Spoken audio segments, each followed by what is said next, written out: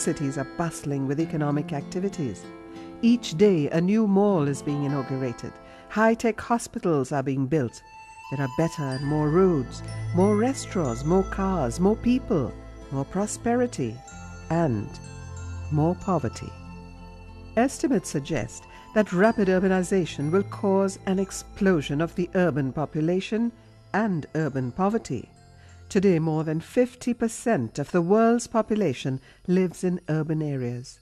In the next 2 decades, cities of the developing countries alone will account for 95% of the world's urban population. By 2020, the slum population of developing countries will increase to more than 450 million as compared to 5 million in developed countries. As the rest of the world, India is also experiencing rapid poor. They live in a congested, unhygienic environment and face vulnerability on multiple fronts. India has traditionally been a rural country, and most development policies have rightly focused on rural sector. Since India has rapidly urbanized in the past few decades, there has been a growth of the urban poor population. Hence, there is a need to also have an adequate policy focus on addressing health needs of the urban poor. Many of the urban poor live on lands having an illegal status of tenancy. They have no ownership rights and live under a constant threat of eviction.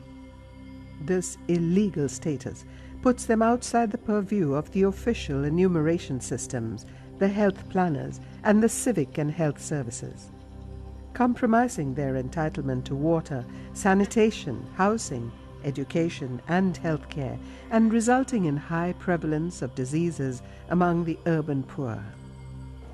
We are dealing with poor people in urban areas for whom the alienation is not merely a rural-urban one, it's cultural.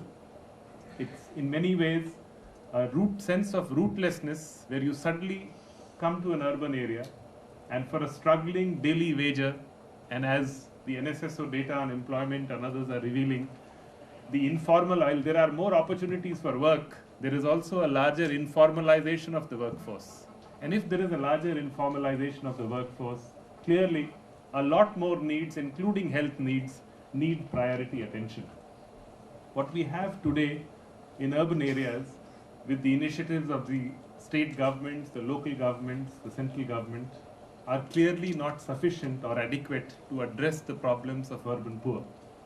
In the health sector, mere establishment of an urban family welfare center or mere establishment of a few secondary and tertiary hospitals will not bring us the results. The determinants are so wide that unless and until there is an approach of communitization, an approach of flexibility, an approach of simultaneous effort on a range of wide determinants of health, our success may be limited.